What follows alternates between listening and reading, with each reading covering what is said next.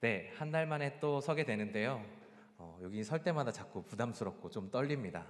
네, 설교라는 이 자리가 떨리고 하지만 또한 여러분들에게 저의 이야기, 하나님의 이야기들을 전달할 수 있을 것이라 생각해서 네, 또한 기쁨의 자리이기도 하지만 많이 떨리는데요. 예, 여러분 응원 많이 해주시고 네, 눈빛으로 제가 이제 떨리면 이제 여러분들의 얼굴이 안 보이기 시작하지만 설교하기 시작하면 조금 이게 여유가 가라앉아지고 여러분들의 얼굴 표정이 보이기 시작합니다. 그러면 여러분의 표정이 눈빛이 흐려지고 저를 집중 안 하는 것 같다. 그러면 제가 머릿속이 헷갈려지고 설교하기가 어려워질 수도 있는데 네, 끝까지 잘 들어주시면 감사하겠습니다. 네, 여러분 혹시 TV 프로그램 중에 좋아하시는 프로그램 있습니까? 저는 주일 저녁마다 꼭 빼놓지 않고 보는 프로그램이 있습니다. 뭐냐면 문제적 남자입니다. 혹시 보시나요? 네. 가끔은 이제 문제를 틀어놓고 멈춰놓고 풀었다가 다시 보고 싶은 그런 충동이 느끼기도 하는데 차마 그러지는 못하고 제가 가진 능력이 탄로날까봐 그렇게 하지는 못하고 하는데 지난주에 3주년 특집을 했었는데 이런 문제가 나왔습니다. 사진 한번 띄워주시겠어요? 네. 킹스 랜딩에 저 사진에 도착했는데 저것이 암호라고 합니다. 네. 저게 무슨 뜻인지 혹시 아시겠습니까? 네. 보시면 제가 여기서 이제 여러분들에게 풀 시간을 주면 시간이 오래 걸리겠죠. 네, 그 지난주에는 진짜 게스트 중에 게스트들만 뽑아가지고 정말 어려운 문제들을 풀었거든요. 근데 저게 뭐냐면 알파벳을 위에서 본 겁니다. 알파벳을 위에서 봐서 그라데이션이 있지요. 그래서 위에 점이 있으면 제 맨 앞에 거는 U입니다. 그래서 그런 식으로 해서 읽으면 UNLINK, 언링크가 정답입니다. 그래서 원래 우리가 알파벳을 볼 때는 이렇게 보지만 그걸 시선을 바꾸어서 봤을 때 저게 문제가 되고 시선을 바꾸지 않으면 저런 문제들을 풀 수 없는 것이 문제적 남자의 특징이겠죠. 여러 가지 문제들이 나오는데 결국 여러 가지 모양으로 시선을 바꾸고 우리의 생각을 깨야 풀 수 있는 문제들이 나옵니다. 우리가 살아가면서 어떤 상의적인 생각을 해야 될 때, 어떤 생각을 깨야 될 때 우리가 많은 생각들을 하게 되고 많은 고민들을 하게 되죠. 근데 우리가 그 시선 변화를 일으키지 못하면 접근조차 하지 못하는 문제들이 있습니다. 오늘 나오는 성경의 본문이 이와 같은데요. 우리 말씀을 함께 읽어보도록 하겠습니다. 요한복음 9장 1절에서 2절 말씀입니다. 다 같이 한 목소리를 읽어보겠습니다. 시작. 예수께서 길을 가실 때 날 때부터 맹인된 사람을 보신지라. 제자들이 물어 이르되 라삐여 이 사람이 맹인으로 난 것이 누구의 죄로 인함이니이까 자기니이까 그의 부모니이까. 아멘. 네, 오늘 요한복음 본문에는 날 때부터 맹인되었던 한 사람이 나옵니다. 그리고 그에 대한 제자들이 물어서 이야기를 하죠. 이 사람이 눈이 먼 것이 누구의 죄 때문입니까? 자기의 죄 때문입니까? 부모의 죄 때문입니까? 라고 물어봅니다. 그 당시에 장애를 가지고 태어났다라고 하는 것은 죄를 가지고 태어났다라고 생각했고 그리고 그것이 누구의 죄인가를 따지기를 원하는 제자들의 마음이었던 것이죠. 그러니까 이 눈이 먼 것이 누구의 잘못 때문에 하나님께서 주신 벌이다 라고 생각했기 때문에 장애를 그렇게 다가갔고 제자들이 또한 그렇게 물었던 거죠. 과연 이렇게 된 것이 누구의 죄 때문입니까? 라고 물어보는 장면이 나옵니다. 이것을 가장 기초적으로 우리가 생각해 볼 수 있는 것이 무엇인가 하면 조금 어려운 말로 할 수 있는데 신명기적 사관이라는 것이 있습니다. 무슨 말인가 하면 성경에는 두 가지 흐름이 있습니다. 어떤 흐름인가 하면 하나님을 잘 섬기면 복을 받는다. 이것이 신명기에서 나와 있는 그림입니다. 하나님을 잘 섬기면 천대까지 복을 받고 하나님을 잘 섬기지 않으면 3대에 젖혀 거주를 받을 것이다 라고 이야기하는데 이것을 적용함에 있어서 우리가 기억해야 할 것은 무엇인가 하면 개인적으로 우리가 그것을 받아들이고 하나님께서 나에게 어려움을 주셨을 때 내가 뭔가 조정할 것이 있겠구나 라고 생각하고 조정을 하거나 하나님께서 나에게 좋은 것을 주셨을 때 하나님이 주신 복이구나 라고 생각하면 그것은 참 좋게 사용하는 겁니다.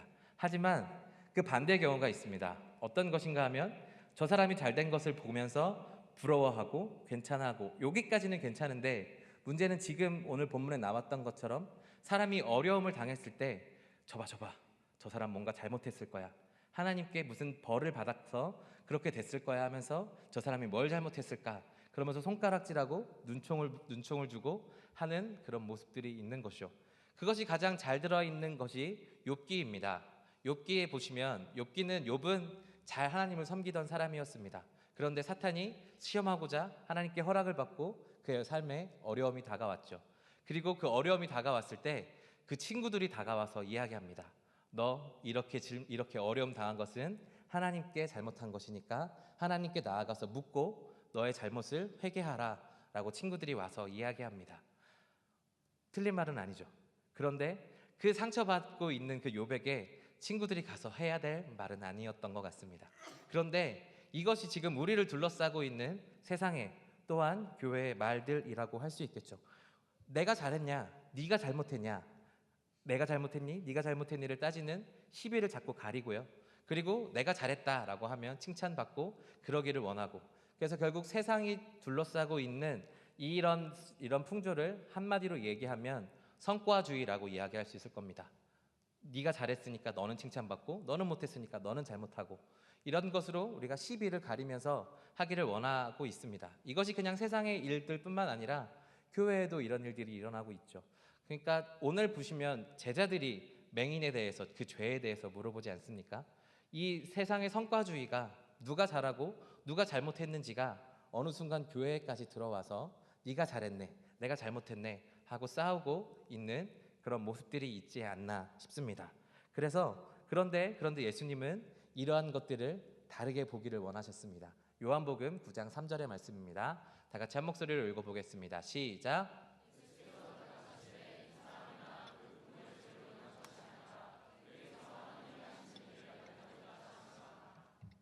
네, 이 사람이나 부모의 죄로 인한 것이 아니라 하나님의 영광을 드러내기 위한 것이다.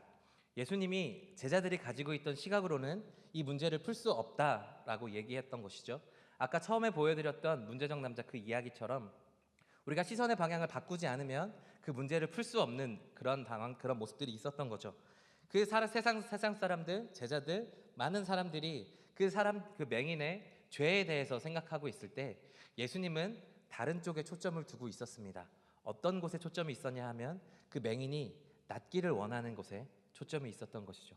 그래서 예수님은 그 사람이 낫기를 원하고 그 사람이 하나님의 영광을 드러내기를 원하는 것들을 예수님께서는 원하셨는데, 사람들은 어디에 관심이 있었느냐, 저 사람이 누구 죄 때문에 이런 일이 일어난가를 따져보기를 원했습니다. 근데 예수님께서 원하셨던 것이 하나님을 향한 시선 변화였다면 우리에게도 그런 시선 변화가 필요한 줄로 믿습니다. 우리가 사람들이 죄를 따지고 너의 잘못을 따지고 내가 잘했니 네가 잘했니 따질 동안에 우리가 진짜 하나님께서 원하시는 시각이 무엇인지, 어떻게 우리가 이런 문제들을 바라봐야 하는지, 이것을 우리가 알아야 진정한 이런 문제들을 풀어갈 수 있을 겁니다. 그거에 대한 해답이 그 뒤쪽에 나와 있습니다. 요한복음 9장 4절에서 7절의 말씀인데요, 우리 한 목소리로 읽어보겠습니다. 시작. 때가 아직 낮음에 나를 보내신 이의 일을 우리가 하여야 하리라. 밤이 오리니 그때는 아무도 일할 수 없느니라. 내가 세상에 있는 동안에는 세상의 빛이로라. 이 말씀을 하시고 땅에 침을 뱉어 진흙을 이겨 그의 눈에 바르시고 이르시되 실로암 못에 가서 씻으라 하시니, 실로암은 번역하면 보냄을 받았다는 뜻이라. 이에 가서 씻고 밝은 눈으로 왔더라. 아멘.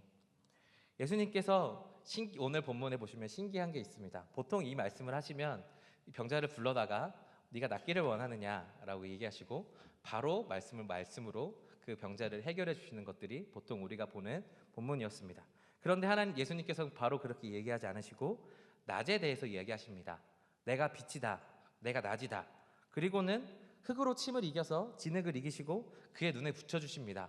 저는 이 본문을 볼 때마다 왜 굳이 침으로, 많은 사람들이 보면 더럽다고 할 수도 있는데 왜 굳이 이것을 침으로 해서 눈에다 붙였을까라는 생각이 문득 들기도 합니다. 그런데 더 중요한 것이 있기 때문에 이것이 가능하다라고 생각할 수 있었겠지만, 오늘 제가 보는 본문에서 하나님께서 해결을 주셨습니다. 뭐냐 하면 빛의 속성이었습니다. 빛의 속성, 우리가 잘 알고 있듯이 빛의 속성은 밝음이 있습니다. 어떤 것을 밝히고 어둠을 몰아내는 것이 빛입니다. 그래서 우리가 그것에 너무 익숙해져서 우리가 빛을 비추면 너는 이것이 밝고 나는 이것이 어둡고 하는 것들을 가리는 것이 빛이다라는 것으로 우리가 모든 빛의 개념, 낮의 개념을 정의하기가 쉽습니다. 근데 오늘 저에게 들어왔던 빛의 속성이 다른 것이 하나 있습니다. 무엇인가 하면 빛의 속성은 따뜻함이 있습니다. 누군가를 감싸주고 안아주고 하는 것이 그런 빛의 속성도 있는 것이죠. 빛이 밝게 비추는 것으로만 끝난다면 우리는 항상 시시비비를 가리는 것으로 끝날 수 있겠습니다. 하지만 빛은 그냥 단순히 밝게 비추는 것뿐만 아니라 우리를 따뜻하게 해주고 열 에너지를 우리에게 주는 그런 속성 또한 있습니다.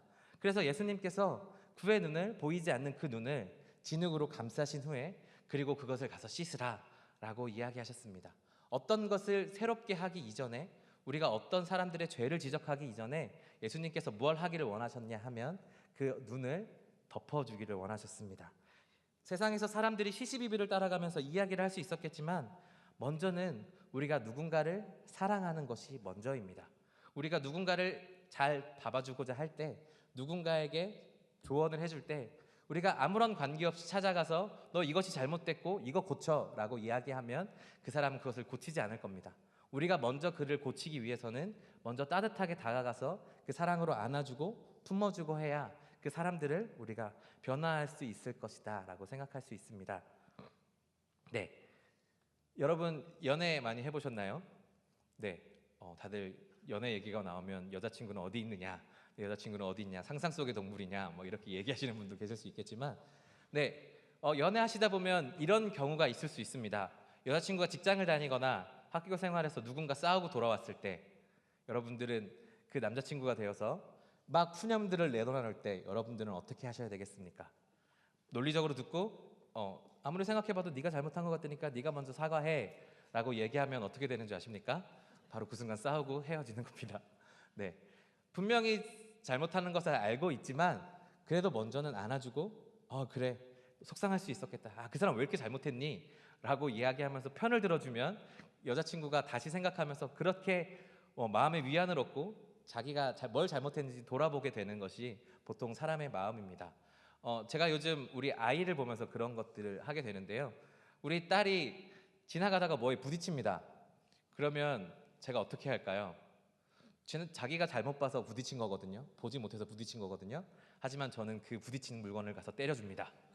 때려주고 왜 우리 애기 아프게 했니? 우리 애기 얼마나 소중한데? 그러면 저희 딸이 씩 웃고 돌아옵니다. 울지 않습니다. 네, 중요한 것은 우리가 어떻게 따뜻함으로 다가가는가. 잘못을 거기 가서 저희 아빠가 된 거로 네가 못 봤으니까 잘못한 거 아니야 라고 이야기하면 저희 딸은 상처를 받고 저와 관계가 틀어질 수도 있겠죠. 하지만 먼저는 우리가 사랑으로 보여주는 것, 그 관계 안에서 우리가 다시 한번 나가는 것이 진정으로 중요한 것이라고 생각합니다. 그것을 잘 볼 수 있는 말씀이 또한 있는데요. 마태복음 13장 24절인 말씀입니다. 우리 다 같이 한 목소리로 읽어보겠습니다. 시작. 예수께서 그들 앞에 또 비유를 들어 이르시되 천국은 좋은 씨를 제 밭에 뿌린 사람과 같으니. 네, 여러분들이 다 아시다시피 천국에 관한 비유입니다. 이 천국에 관한 비유에서 무엇이라고 하나요? 천국은 좋은 씨를 뿌리는 사람과 같다라고 이야기합니다. 천국은 무엇입니까? 좋은 씨를 뿌리는 겁니다. 근데 우리가 생각하기로는 무엇을 하기 쉬운가 하면 내 안에 있는 나쁜 것부터 걷어내고자 하는 것, 그것이 우리가 천국이라고 생각하기 쉽습니다. 여러분 농사 지어 보셨습니까? 저희 아버지가 이제 지금도 농사를 짓고 계셔서 이제 가끔씩 이제 가서 도와드리기도 했고 했는데 농사일 중에 가장 힘든 게 무엇인 줄 아십니까? 풀 뽑기입니다. 풀 뽑기는 보통 여름에 제일 많이 합니다. 티도 잘 안 나고 이거 왜 해야 되는지 잘 모르겠고 할 때마다 힘들고 이거 왜 해야 되는지 모르겠는 그런 모습들이 풀 뽑기의 모습인데 이 천국은 마치 풀 뽑기와 같다라고 얘기했으면 우리 삶이 참으로 피폐해졌을 겁니다. 무슨 말인가 하면 우리의 마음밭에 좋은 것이 50%가 있고 나쁜 것이 50%가 있다고 생각해 보십시오. 그것을 100%로 만들 수 있는 방법은 무엇인가 하면 첫 번째로는 그 잡초를 뽑아내는 것에 있겠죠. 근데 우리가 잡초를 뽑아서 50대 50을 60대 40으로 만들고 70대 30으로 만들어 가는 것은 굉장히 어려운 일입니다. 그런데 우리 마음밭에 좋은 씨를 계속 뿌리는 겁니다. 하나님의 사랑을 계속해서 부어주는 겁니다. 그러면 원래 50대 50이었던 마음이 60%가 되고 70%가 되고 점점 100%에 가까운 마음이 일어나게 됩니다. 결국 우리에게 중요한 것은 무엇인가 하면 우리 마음에 있는 것들을 드러내고 내 나쁜 것들을 제거하려고 애쓰는 것보다 중요한 것은 내 마음 가운데 하나님의 사랑을 계속해서 비추는 겁니다. 좋은 씨를 계속해서 뿌리는 거죠. 그러다 보면 우리 안에 있는 안 좋은 부분들이 점점 작아지기 시작할 때고 우리 마음에 하나님을 향한 좋은 부분들이 계속해서 자라게 될 겁니다. 그렇게 됨으로 인하여서 우리 마음에 계속해서 하나님을 향한 귀한 꿈들을 품어갈 수 있게 되는 것이죠. 그래서 천국은 하나님께서 묘사해 주셨듯이 우리 안에 있는 나쁜 풀들을 뽑아내는 것이 아니라 우리 안에 있는 좋은 것들을 계속해서 품어주고 안아주고 하는 것이죠. 그래서 천국은 계속해서 좋은 씨를 뿌리는 것이고 우리의 마음이 좋은 것으로 채워져 나가는 것이고, 그건 결국 어떤 말로 바꿀 수 있는가 하면 우리가 누구의 잘못을 지적해주고 내가 그것을 나쁜 것들을 계속해서 지적하기보다는 응원해주고 사랑해주고 지지해주는 것이 우리 가운데 필요한 줄로 믿습니다. 그것이 잘 드러나 있는 영화가 있습니다. 굿윌 헌팅이라는 제목의 영화인데요. 명장면이 하나 있습니다. 우리 잠시 보도록 하겠습니다. So, what is it like? Will has an attachment disorder? Is it all that stuff? Fear of abandonment? Is that why I broke up with Skylar? I didn't know you had. I did. You want to talk about it? No. Hey, Will. I don't know a lot. You see this? All this shit.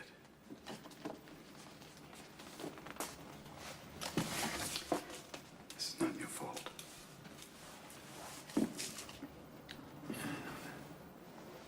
Look at me, son. It's not your fault. I know. It's not your fault. I know. No, you don't. It's not your fault.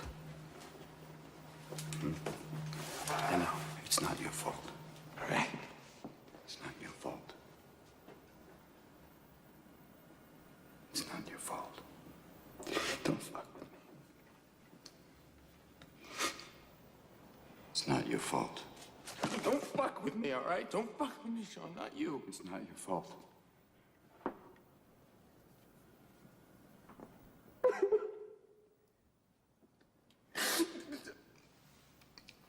It's not your fault.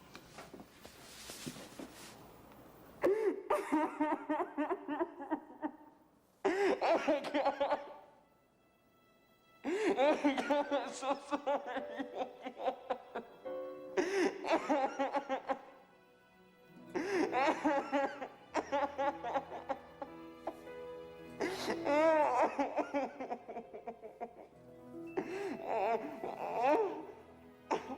Fuck them, okay?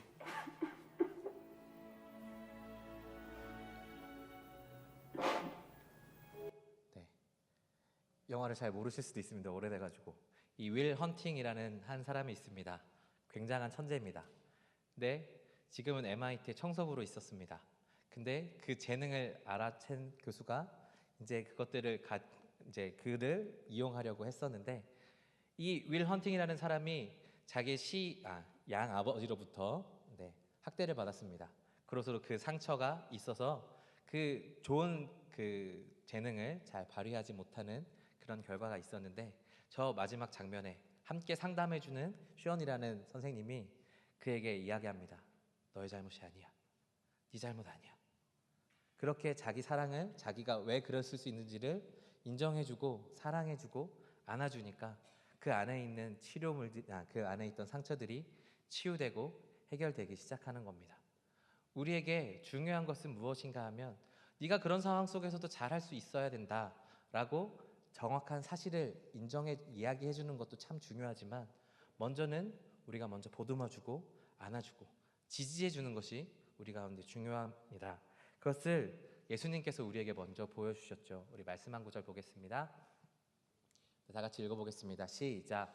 또 그들의 죄와 그들의 불법을 내가 다시 기억하지 아니하리라 하셨으니 이것들을 사하셨은즉 다시 죄를 위하여 제사 드릴 것이 없느니라. 그러므로 형제들아, 우리가 예수의 피를 힘입어 성소에 들어갈 담력을 얻었나니 그 길은 우리를 위하여 휘장 가운데로 열어놓으신 새로운 살 길이요 휘장은 곧 그의 육체니라. 아멘. 구약 시대 때 성소와 지성소를 가리던 것이 휘장이었습니다. 그리고 1년에 딱 한 번 대제사장만 들어갈 수 있었던 그런 곳이었습니다. 근데 예수님께서 죽으셨을 때 그 휘장이 갈라졌고 성소와 지성소의 구분이 사라졌습니다. 우리가 죄의식이 그곳을 들어갈 수 없고 아무나 들어갈 수 없는 그런 곳이었지만 예수님께서 십자가의 사랑으로 우리를 먼저 용서하셨습니다. 죄에 대해서 먼저 묻지 않으셨습니다. 그리고 그 길을 우리 가운데 열어주시고 하나님께로 나올 수 있는 길을 열어주셨습니다. 그것이 먼저였습니다. 사랑하는 여러분, 사랑이 먼저입니다. 은혜가 먼저입니다. 누군가의 잘못을 따지고 내가 잘했느니 못했는지를 따지는 게 먼저가 아니라 하나님의 사랑이 먼저입니다. 예수님의 십자가의 사랑이 바로 그것을 우리에게 나타내주고 있죠. 하나님께서 우리 가운데 나타나 네 죄가 뭐냐? 라고 묻지 않으셨습니다. 예수님께서 우리 가운데 다가오셔 네 죄가 먼저 묻지 않으셨습니다. 예수님은 다가오셔서 우리 가운데 십자가의 길을 열어주시고 그 사랑으로 하나님을 만날 수 있는 길을 열어주셨습니다. 사랑하는 여러분, 그것을 기억하시기 바랍니다. 우리가 할 수 있는, 우리가 해야 하는 낮의 일이란 무엇인가 하면 이 따뜻함을 우리가 갖는 겁니다. 네, 말씀 한 구절 띄워주시겠어요? 오늘 말씀에 이렇게 나와 있습니다. 다 같이 한 목소리로 읽어보겠습니다. 시작. 때가 아직 낮음에 나를 보내신 이의 일을 우리가 하여야 하리라. 밤이 오리니 그때는 아무도 일할 수 없느니라. 때가 아직 낮으니 라고 되어 있는데, 네, 말씀 다시 한번 띄워주시겠어요? 예수님께서 우리 가운데 말씀을 하셨는데 이 이의 일을, 나를 보내신 이의 일을 누가 하나요? 우리가 합니다. 예수님께서 말씀하셨는데 우리가 해야 된다라고 말씀하십니다. 그리고 밤이 오기 전에, 아무도 일할 수 없는 밤이 오기 전에 우리가 해야 된다라고 말씀하시는 거죠. 우리는 참으로 연약하고 부족한데 예수님은 우리를 낮의 일을 함께 하도록 하는 낮의 일의 동역자로 우리를 부르셨습니다. 그것을 우리가 하기 위해서는 무엇을 해야 합니까?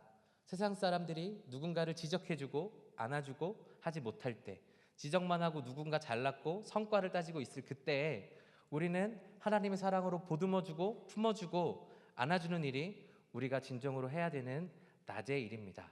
네, 이것을 잘 드러낼 수 있는 영상이 하나 있습니다. 영상 하나 한 번 더 보도록 하겠습니다. 네, 소리 키워주세요. 창의적이고 싶어하고 혁신적인 아이디어를 내고 싶어하고.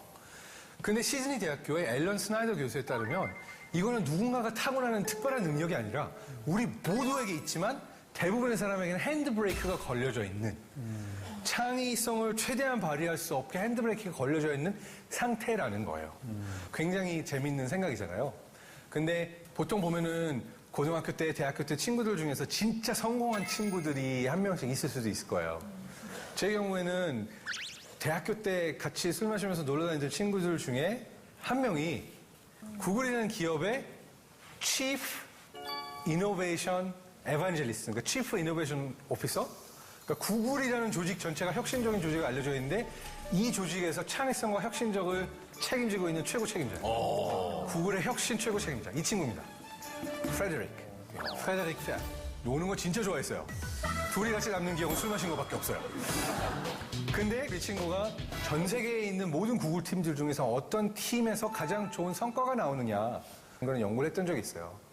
그랬더니 이제 몇 년 동안 심리학자들, 전문가들이 온갖 데이터를 보면서 이 사람들이 하루에 몇 번 이야기를 하나, 같이 밥을 몇 번 먹나, 얼마만큼 메시지, 이메일을 주고받나, 이러한 데이터까지 다 봤는데도 결과적으로 최고의 혁신적인 결과, 좋은 결과가 나온 팀은 하나의 아주 큰 팩터, 하나의 아주 큰 어떠한 변수에 의해서 영향을 받았다고요.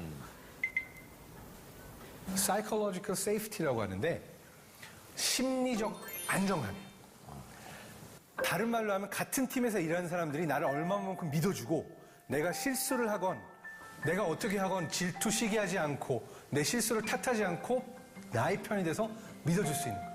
그러니까 서로가 서로에 있을 때 마치 가족 안에 있는 것처럼 그런 심리적 안정감을 느낄 수 있는 팀, 이 심리적 안정감이 가장 높은 팀에서 제일 좋은 결과가 나왔다는 그런 연구 결과가 있어요. 네, 창의적 사고를 위해서 제일 중요한 게 뭐라고요? 심리적인 안정감. 누군가 나를 받아준다는 그런 느낌. 왜 오늘 말씀에 밤에는 아무도 일할 수 없는가라고 이야기하고 있는가 하면 받아줄 수 없는 사람들이 많기 때문입니다. 낮의 일, 우리가 할 수 있는 낮의 일이란 무엇인가 하면 누군가를 받아주는 일입니다. 누군가를 품어주는 일입니다. 그런 분위기를 우리가 만들어가면 오늘 이야기했던 것처럼 창의적 사고가 높아진다라고 얘기하겠지만 결국 우리 가운데 중요한 것은 무엇인가 하면 예수 그리스도의 그 사랑으로 우리가 누군가를 품어줄 때 진정한 사랑과 사랑으로 나오는 능력이 우리 가운데 있어진다라는 것이죠. 사랑하는 여러분, 세상 사람들이 우리와 똑같이 그렇게 사랑할 수 없는 사람들입니다. 그 사람들은 아까 얘기했던 대로 그 사람들이 가지고 있는 그런 시각으로만 우리를 잴 겁니다. 너는 뭘 잘하니? 너는 뭘 잘못했니? 그리고 성과를 내기 시작하고 성과를 따지기 시작하고 여러분들에게 넌 이걸 잘하니까 이렇게 박수 받고 이렇게 못했을 때는 여러분들에게 많은 이야기들을 할 겁니다.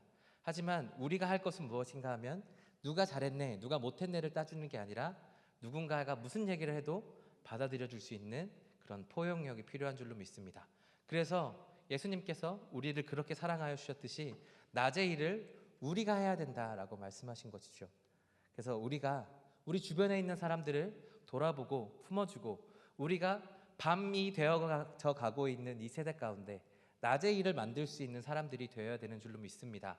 그래서 우리는 참으로 부족하고 연약해서 내가 정말 하나님 옆에 설 수 있는 그런 빛인가 싶을 우리 마음이 들겠지만 그런 우리를 하나님께서 사랑하셔서 예수 그리스도의 십자가의 길을 열어주셨습니다. 그런 사랑을 받았다면 우리가 예수님의 그 빛을 비춰주기만 하면 됩니다. 그 예수님의 빛을 우리가 보여주면 됩니다. 그것은 어떤 것으로 드러나나요? 누군가를 사랑해주고 포용해주는 그 따뜻함에 있는 줄로 믿습니다. 낮의 일, 그냥 단순히 밝히는 것뿐만 아니라 따뜻함도 있음을 기억해 주시기 바랍니다. 그래서 우리가 예수님과 함께 일할 때인데 우리의 잘함과 못함으로 하면 우리는 참으로 모든 것들을 성공할 수 없겠죠. 하지만 우리가 예수님의 그 따뜻함을 전할 수 있다라고 한다면 우리는 어떤 것이든지 할 수 있을 줄로 믿습니다. 왜냐하면 그것은 우리의 능력이 아니라 하나님의 능력, 예수 그리스도의 능력이 되기 때문입니다. 사랑하는 여러분, 예수님께서 우리를 초청하셨습니다. 다른 사람들을 품어주고 사랑하는 낮의 일에 거하도록 말씀하셨습니다. 우리가 따뜻함으로 세상을 품고 사랑해주는 우리가 되었으면 좋겠습니다. 또한 먼저 예수님께서 연약한 우리를 그렇게 품어주셨음을 기억할 수 있기를 바랍니다. 그래서 그 따뜻함 가지고 옆 사람들, 나는 사람들을 사랑할 수 있는 우리가 되길 간절히 소망합니다. 우리 함께 찬양하고 기도할까요? 네, 부르신 곳에서라는 찬양을 할 겁니다. 따스한 성령님 마음으로 보내. 우리를 성령님 그냥 단순히 능력의 영으로만 생각하면 우리에게 또한 그런 문제가 주어지겠지만 우리는 계속해서 좋은 씨를 땅에 뿌려야 되고 빛을 계속해서 비춰줘야 되는 사람들입니다. 우리 삶에 따뜻함을 계속해서 드러내기 위해서는 우리 마음에 계속해서 빛을 비추어야 됩니다. 그냥 이 자리에서뿐만 아니고 삶의 여러 자리 속에서, 여러 군데 속에서 어느 자리에서든지 간에 예배하는 우리들이 되었으면 좋겠습니다. 함께 찬양하겠습니다. 사랑하는 하나님, 날 때부터 맹인된 자를 보며 제자들조차도 누구의 죄 때문입니까? 라고 물었던 그런 상황이 지금 우리를 둘러싸고 있는 그런 세상의 모습들은 아닌지요. 우리는 낮에 속해 살아가고 있는 사람들이지만 밤의 세력이 더욱더 강해지고 있는 지금의 세대인지 모르겠습니다. 하지만 주님, 내가 빛이고 내가 낮이다라고 말씀하시는 주님, 우리가 그 사람들처럼 죄를 지적하고 누군가의 잘잘못을 따지는 것보다 예수 그리스도께서 우리의 죄를 품어주시고 기억하지 않으셨던 것처럼 우리도 세상 속에 그런 따뜻함으로 살아나가기를 간절히 소망합니다. 우리의 연약함은 그렇게 할 수 없사오나 우리에게 날마다 빛을 공급하여 주시고 날마다 좋은 씨를 부르시는 하나님을 더욱더 기억하며 우리의 삶의 예배를 우리가 주님께 내어드릴 때 우리는 그렇게 하나님께서 비추시는 빛이 되고 우리는 하나님의 빛을 비추는 그런 낮의 일을 하는 사람들이 될 것입니다. 주님, 우리를 사용하시기로 작정하셨사오니 우리에게 지혜와 능력과 빛을 더하여 주시옵소서. 그래서 밤으로써 할 수 없는 일들 가운데 애를 쓰고 피 터지게 살아가는 그런 많은 사람들 가운데 하나님의 사랑으로 따뜻함을 안겨주고 그들이 일할 수 있고 그들이 살아갈 수 있는 환경을 만들어줄 수 있는 우리 여기 모인 청년들 다 될 수 있도록 인도하여 주시옵소서. 아버지, 우리가 예수님과 함께 일할 때입니다. 우리가 예수님과 함께 그 사랑에 거하며 날마다 낮에 거하며 우리가 밤을 정복해 나갈 수 있는 우리 청년들이 될 수 있도록 주님 인도하여 주시옵소서. 주님께서 우리와 함께 하시고 우리를 비추어 주시옵소서. 주님 감사합니다. 주님 사랑합니다. 예수 그리스도의 이름으로